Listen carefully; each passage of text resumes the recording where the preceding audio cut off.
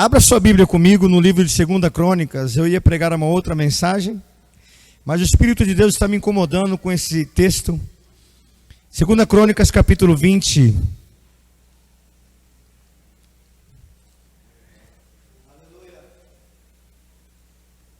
Glórias a Deus. Aleluia, Jesus. Oh, glória. Isso aqui já está só o pó. Glória a Deus. 2 Crônicas, capítulo 20. Nós não vamos ler todo o capítulo. Vamos ler algumas coisas do capítulo e vamos entender a palavra do Pai nessa noite para as nossas vidas em nome de Jesus. O texto, ele diz assim: Deus concede a Josafá vitória sobre os seus inimigos. Podemos alterar a Bíblia? Não, né, irmãos? Mas podemos, aleluia, nos incluir nas promessas dela. Amém? Amém ou não amém? Nós não podemos, amém, mudar o que está escrito na Bíblia. Nós podemos nos incluir, amém, nas promessas que nela contém para a nossa vida. Então, quando você lê de novo esse título, eu quero que você coloque o teu nome em nome de Jesus, amém? Deus concede a Marcos vitória sobre os seus inimigos. Sabe o teu nome ou não? Lembra do teu nome ou não? Então você vai ler de novo e vai colocar o teu nome. Mas eu quero que você faça como Josafá. Faça em voz alta. Porque, aleluia, o diabo tem que entender que você é servo de Deus. Vamos lá em nome de Jesus de novo. Deus concede a Marcos vitória sobre os seus inimigos. Você pode dar glória a Deus aí? Aleluia, bendito seja o nome do Senhor. Pode aplaudir a Jesus? Aleluia, Senhor. A palavra vai nos ensinar assim: e sucedeu que depois disso, os filhos de Moabe e os filhos de Amon, e com eles alguns outros dos amonitas, vieram a pelejar contra Marcos, ou contra Josafá. Então vieram alguns que deram aviso a Josafá, dizendo: vem contra ti uma grande multidão da além do mar e da Síria, e eis que já estão em Rosazoto Tamar, que é em Gedi. Então Josafá temeu e pôs-se a buscar o Senhor, e apregoou jejum em toda a Judá. E Judá se ajuntou para pedir socorro ao Senhor. Também de todas as cidades de Judá vieram para buscar o Senhor. Veja bem, amados, quem era Josafá? Quem era Josafá? Um rei. Era alguém de importância naquela época? Sim. Josafá tinha pessoas para lutar por ele? Sim. Josafá, ele era protegido, amém, pelos seus soldados da corte real? Sim. Mas Josafá, ele era um servo de Deus. E quando nós somos servos de Deus, irmãos, nós não somos prepotentes, nós não somos soberbos, mas nós somos comuns, somos simples e somos humildes. E Josafá, a Bíblia diz que ele temeu aquela guerra, ele temeu aquele momento. Tem coisas que nos faz temer, tem coisas que tiram a nossa paz, tem coisas que tiram a nossa tranquilidade, tem coisas, querido, que nos abala, tem coisas que nos faz chorar, tem coisas que nos bloqueia, tem coisas, amém, que nos entristece, tem coisas que nos chateiam, tem coisas que nos faz ficar decepcionados. E Josafá estava dentro desse grupo de pessoas, amém, ao qual, aleluia, por uma circunstância ou outra, teme, tem medo, passa por uma prova ou outra. E qual foi o comportamento de Josafá diante da situação que ele estava vivendo? Josafá, ele apregoou. Josafá, ele baixou um decreto dizendo que todos os moradores de Judá teriam que jejuar e teriam que comparecer à casa do Senhor. Amém? A casa do Senhor, para buscar a presença do nosso Deus. Escuta bem o que eu estou te dizendo. E Josafá, ele colocou um decreto dizendo que todos, amém, tinham que jejuar. Até os animais das casas, amém, não poderiam comer, as crianças, ninguém. Todos tinham que jejuar e comparecer a um determinado dia na casa do Senhor. E Josafá estava incluído a isso. Quem sou eu para mandar um recado para o meu presidente? Mas eu digo para o meu presidente: Se você teve a coragem de ir lá no Rio Jordão e se batizar, se você teve a coragem de professar diante de todo mundo que você é cristão, tenha coragem agora de decretar, amém, um jejum nacional. Porque o jejum não é somente para cristão, protestante, o jejum é para todas as pessoas, até médicos. Às vezes quando você vai fazer um exame, ele pede que você jejue, que você fique sem comer por um espaço de tempo. E o Senhor tem autoridade para tal. O Senhor tem autoridade para dizer: olha, estou proclamando em tal dia um jejum para toda a nação brasileira, seja você espírita, seja você católico, seja você protestante, evangélico, gospel, seja você ateu, não importa. Estou proclamando um jejum. Um dia de clamor pela nação. Um dia de clamor pela nação. Não é religiosidade, é temor a Deus.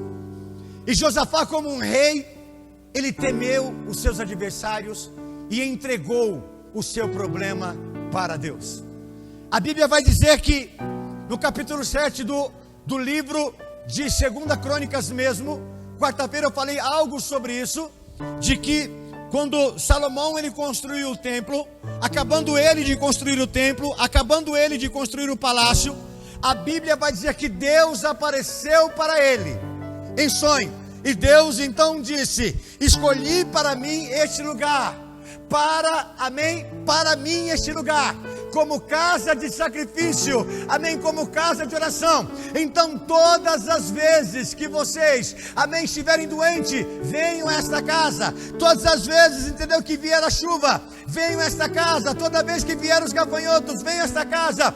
Todas as vezes que vier a epidemia, vier alguma doença, venham a esta casa, porque os meus ouvidos e os meus olhos estarão atentos às orações deste lugar. E o que Josafá faz? Josafá, ele pega, amém, aleluia, a palavra de Deus lançada para Salomão, porque a palavra de Deus, ela é, amém, para hoje, para amanhã e para sempre. A palavra de Deus é eterna.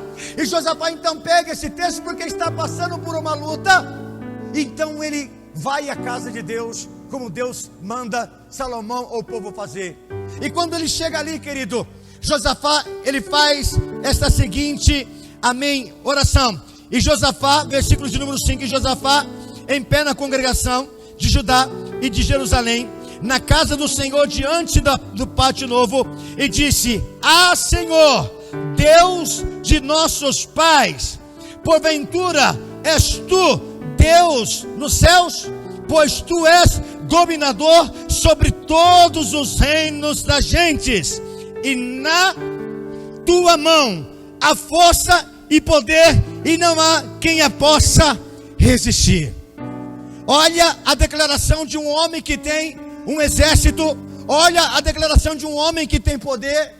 Olha a declaração de um homem, amém, que tem poder para mandar fazer ou desfazer, matar ou viver. Ele diz que todo o poder ele entrega nas mãos de Deus, toda a força ele reconhece que vem de Deus. E ele então começa a dizer na sua oração: o Senhor disse que quando tivéssemos angústia, o Senhor disse que quando tivéssemos luta, deveríamos nos apresentar na tua casa, deveríamos apresentar a tua presença. E foi isso que ele fez. Ele se apresentou na presença de Deus. Você pensa que a mensagem já começou? Não começou. Ainda é uma introdução. Você vê onde Deus quer que você chegue. E Josafá então, ele orou. E quando nós oramos, irmãos, mais que demore, a resposta de Deus, ela vem. Então Deus levanta um profeta no meio da congregação e diz a seguinte, e põe a seguinte colocação: nesta peleja, nessa luta, você não terá que pelejar. Você não vai precisar levantar uma espada. Você não vai precisar, amém, juntar um escudo.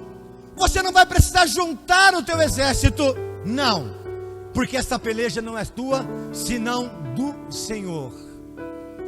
Quando Josafá, ele ouve esta palavra, porque ele, amém, se cobriu de pano de saco, amém, ele jogou cinza sobre a tua cabeça, ele se humilhou na presença do Senhor, debaixo da potente mão do Senhor. O Senhor diz que ele teria vitória nessa peleja. A resposta de Josafá é uma resposta simples. No versículo 20, no capítulo 20, eu quero que você leia comigo. Vai estar escrito a seguinte frase: e pela manhã, cedo, se levantaram e saíram do deserto de Tecoa. E saindo eles, pôs-se em pé Josafá e disse: ouve-me, ó Judá, e vós, moradores de Jerusalém. Em todas as guerras, quem ia à guerra eram os soldados. Nessa guerra, Deus convoca o seu povo. Deus convoca os seus adoradores.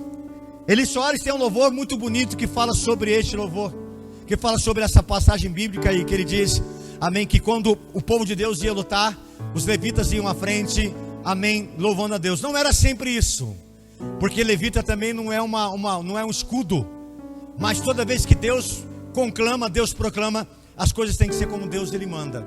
E a palavra vai nos ensinar que Josafá, diante do povo, ele faz uma declaração: crede no Senhor teu Deus. Quem é o teu Deus? Qual é a confiança que você tem em Deus? Até onde você consegue ir com Deus? Até onde você imagina que Deus pode fazer? Até onde você acha que a tua força, a sua habilidade, a sua coragem, o seu poder de pensar, de imaginar, o seu poder de ser, o seu poder de existir, é suficiente para mover as mãos de Deus? Josafá lhe diz o seguinte: crede no Senhor teu Deus, estareis seguro. Amém? Porque ele declarou lá na oração dele que Deus, na mão de Deus é a força, e ninguém pode resistir. Amém? Você confia em Deus? Você confia em Deus ou não? Eu fiz uma pergunta: você confia em Deus ou não?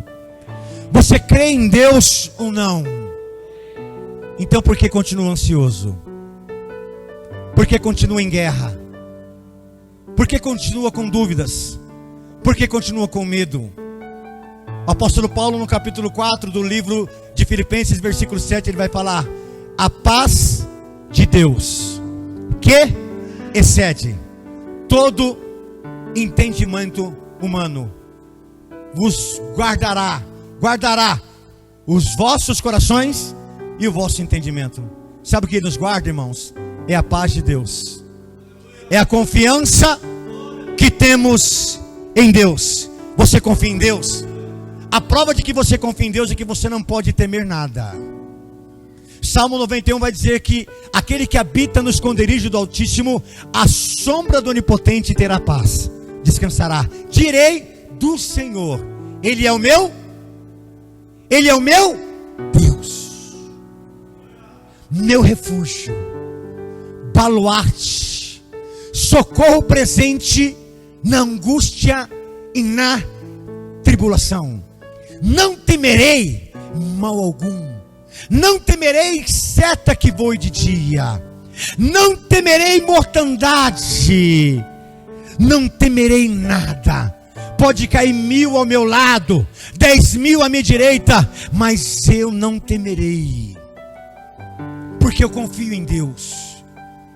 E Josafá, ele confiou em Deus. Ele não pediu ajuda para ninguém, ele pediu ajuda para Deus.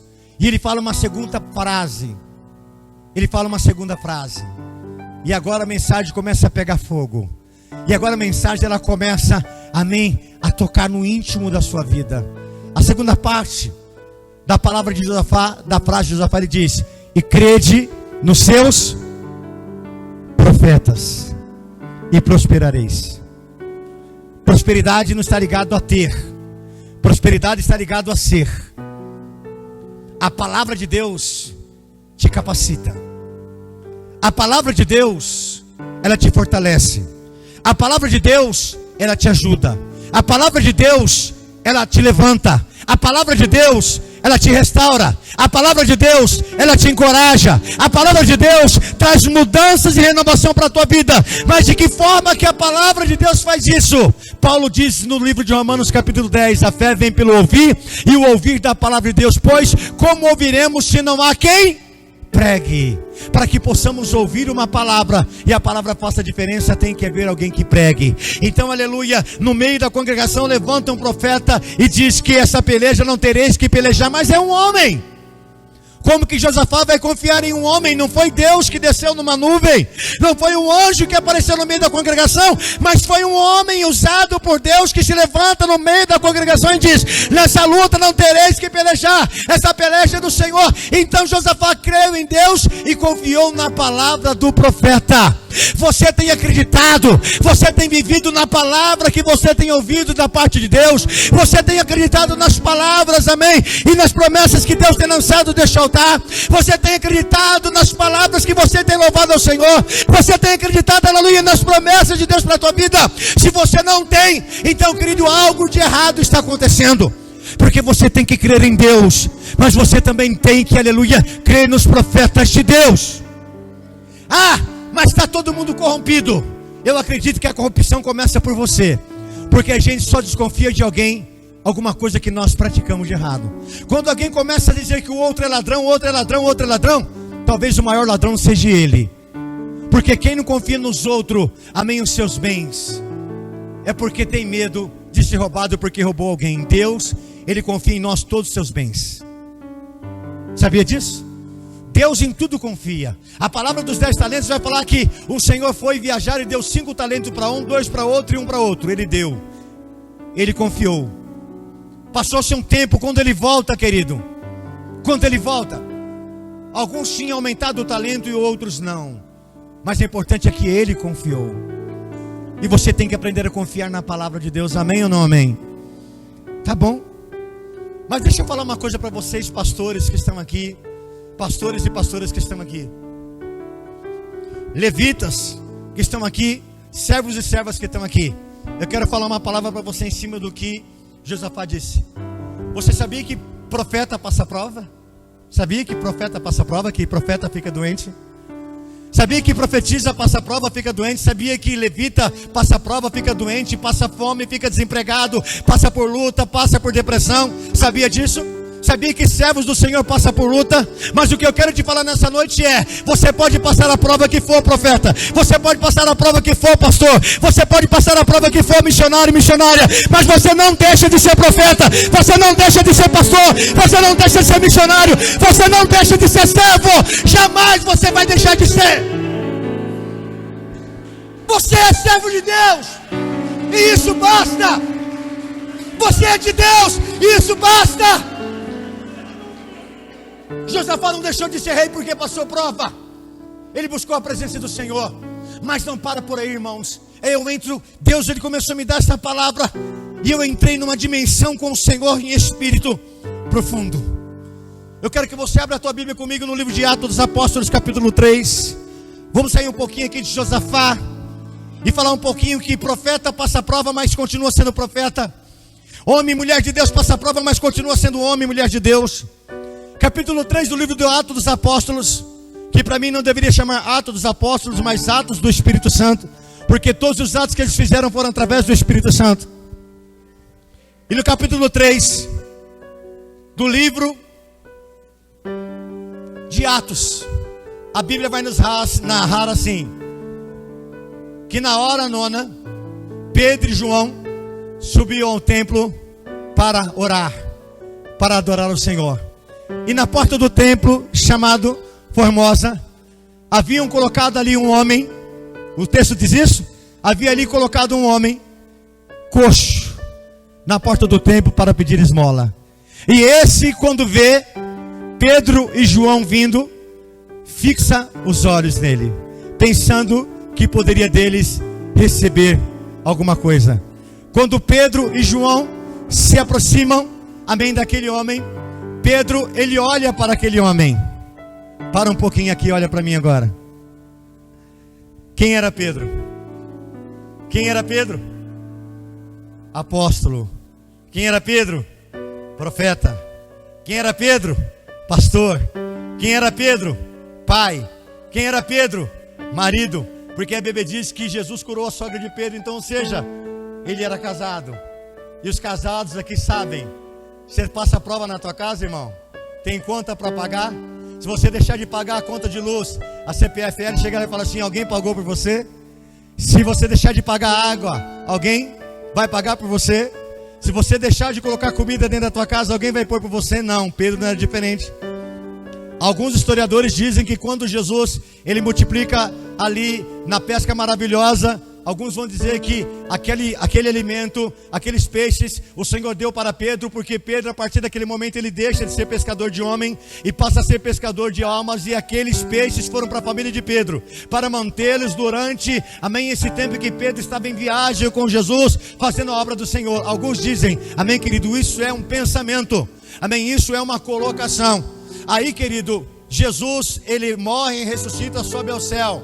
Opa, peraí, já não tem mais o homem que multiplica o pão, já não tem um homem mais que multiplica o peixe, já não tem mais o homem, amém, que me faz andar sobre as águas, já não tem mais o homem que fala para mim assim, ó, vai lá no mar, pesca um peixe, tira dele um status e paga o meu, e o teu imposto já não tem mais. Então Pedro, quando está indo para o templo, penso eu, conjecturo eu, imagino eu, vou subir no templo orar, porque está difícil para mim também, eu preciso de uma providência de Deus para pagar as minhas dívidas, eu preciso de uma providência de Deus, por quê? Porque estamos dentro de um sistema tirano romano, aonde há opressão, aonde se não pagarmos imposto vamos ser presos, e aí por diante. Então Pedro, talvez no pensamento dele, na angústia dele, como Josafá, como Salomão, ele foi no templo orar.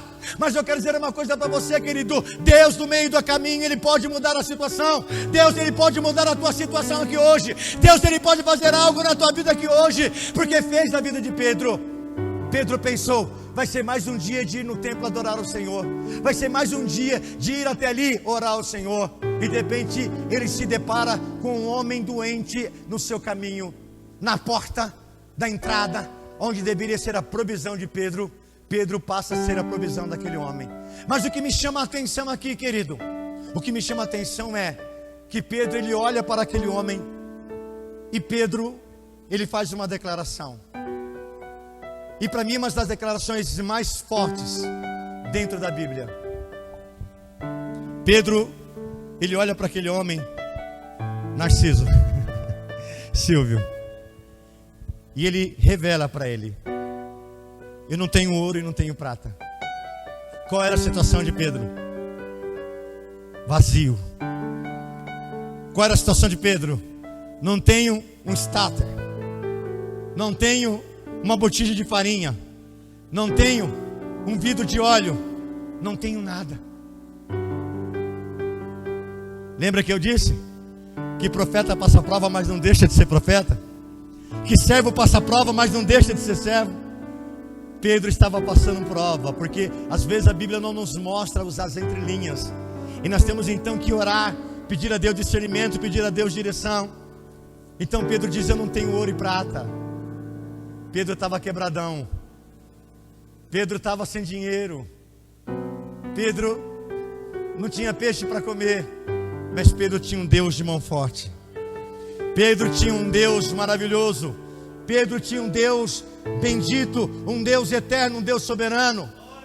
E ele olha para aquele homem não tendo nada, mas continuando sendo servo de Deus. Você pode não ter nada nessa noite, você pode estar passando prova no seu casamento, você pode estar passando prova na sua vida financeira, você pode estar doente, mas você não deixa de ser servo.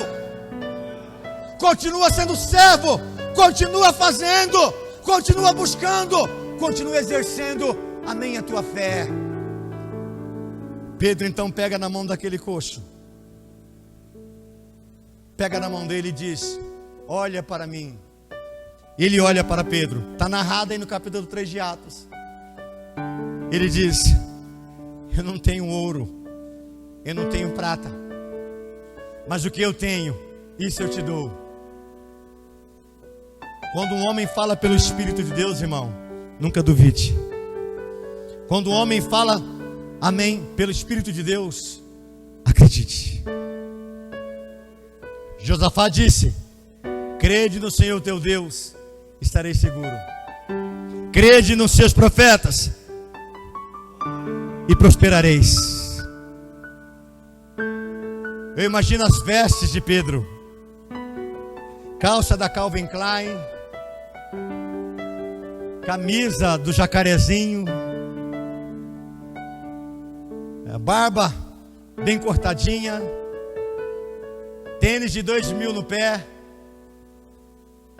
relógio caro. Olha para mim, tenho ou não tenho cara de profeta? Tem ou não tem um cara, entendeu? De quem ostenta, de quem tem? Não.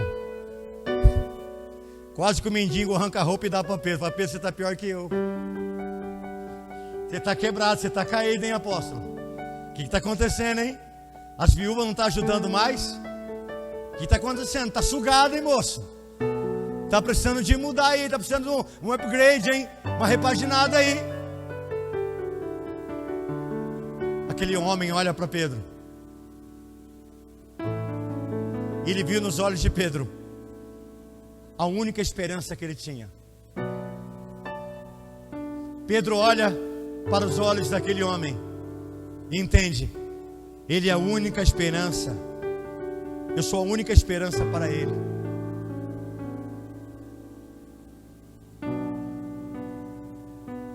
Eu quero te falar aqui algumas coisas. Eu não quero que te choque, mas eu quero que te levante. Eu te faço uma primeira pergunta: aonde estava aquele coxo? Dentro ou fora da igreja? Onde estava aquele coxo? Dentro ou fora da igreja? Para o lado de fora. Pedro simplesmente poderia dizer: hoje eu não vou na igreja, hoje eu vou ficar em casa. Quem sabe alguém me vem aqui e diz: olha, ora por mim ali, eu ganho um pacote de arroz, uma botija de azeite, uma panela de trigo. Quem sabe alguém chega aqui com os peixinhos para ofertar na minha vida? Não. No meio da luta da adversidade, Pedro disse: o lugar de um servo é na presença de Deus. Se Pedro não tivesse ido ao templo, aquele homem não teria sido curado. E mesmo que o templo tivesse fechado, Pedro iria ali. Sabe o que eu falo para você com isso, irmão? Se você teme, se você ama a Deus, eu sou desse tempo de muitas das vezes chegar na igreja, a igreja com a porta fechada, e eu dobrar o joelho na frente da igreja e orar: eu não vou voltar para casa como eu cheguei, Senhor. Se eu vim aqui para entregar uma oferta agradável de amor ao Senhor, uma adoração, eu tenho que adorar. Durante 15 dias, a igreja vai estar com as portas fechadas, mas somente as portas da igreja estarão fechadas, a igreja não. Se você puder, passa aqui na frente. Se tiver alguém sentado na frente da igreja chorando, chore com ele. Se tiver alguém na frente da igreja orando, dizendo: hoje que eu ia na igreja, para a igreja me ajudar com uma cesta básica, dá um jeito de ajudar a pessoa, porque você vai estar ajudando a si mesmo. O ministério de Pedro começou ali. O primeiro milagre começou ali, quando ele achou que ele não era nada, quando ele achou que ele não tinha nada, quando ele achou que tudo estava acabado, cheio do Espírito Santo, mas tudo estava acabado. Ele vai então, ora por aquele homem. Quando ele ora por aquele homem, ele pega na mão daquele homem, ele levanta aquele homem. Aquele homem levanta curado. Aquele homem levanta. Aquele homem levanta. Sabe qual que é a reação daquele homem?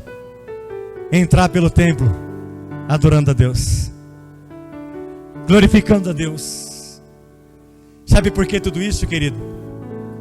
Porque não existe sistema que possa parar a igreja.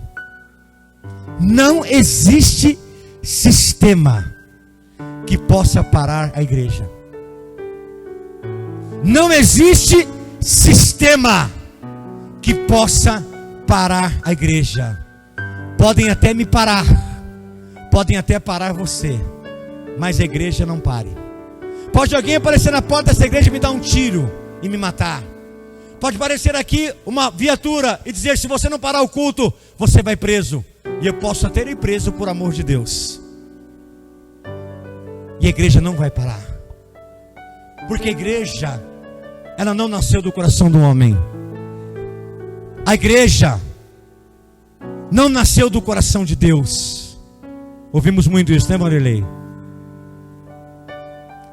A igreja nasceu de um sacrifício de Cristo. E a Bíblia diz que este sacrifício, ele é eterno. E Jesus, como profeta, no capítulo, se eu não me engano, 17, ele fala para Pedro: as portas do inferno não prevalecerão contra a minha casa. Ninguém pode nos parar, irmãos. Ninguém. Podem dizer: olha, fecha, fica um mês, 30 dias. Ah, irmão, crente que é crente não fica parado. Não. Não duvide de Deus. O ano passado duvidaram de Deus, escarneceram, carnaval, e aí por diante, o que aconteceu? Cadê o carnaval deste ano? Cadê as zombarias deste ano? Se acabaram. Não se escarneça de Deus. Se for preciso, querido, ser uma igreja como Ló foi, sentar na porta de Sodoma e ficar clamando por Deus: vem neste lugar, nos salva deste lugar, nós vamos fazer. Mas ninguém vai conseguir nos parar, irmãos, porque a igreja, ela não é humana. A igreja, ela é divina. A igreja, quem constituiu foi Deus. Quem constituiu foi Deus. Assim como você foi criado do pó da terra, assim como você foi criado do nada, você passou a existir. A igreja também foi criada através de um sacrifício que o homem achava que era impossível, que foi o sacrifício de Cristo. E ninguém, eu volto a dizer, não existe sistema que consiga destruir ou derrubar a igreja. Pode deturbar, pode doutrinar pessoas para que elas mudem o seu coração, mas em meio a uma congregação de 600 mil homens, fora mulheres e crianças, sempre vai ter um Caleb que acredita nas promessas. Sempre vai ter um Caleb que vai estar orando ao Senhor, dizendo: Senhor, não importa se vai ser a minha velhice, eu vou ver as suas coisas acontecer. Não importa se todo mundo se corrompe, se as tribos se corrompem, eu vou crer até o final. Pedro creu e o milagre aconteceu. Eu quero terminar esta mensagem dizendo a você: guarde bem no teu coração.